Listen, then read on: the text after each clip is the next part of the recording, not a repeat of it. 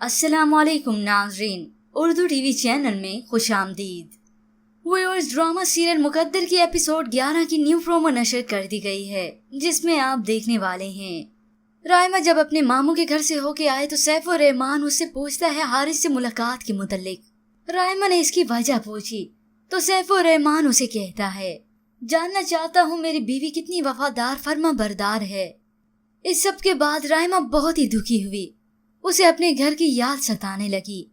इसी दुख में उसने खाना भी नहीं खाया तो सैफ और रहमान उसे अपने हाथों से खाना खिलाता है।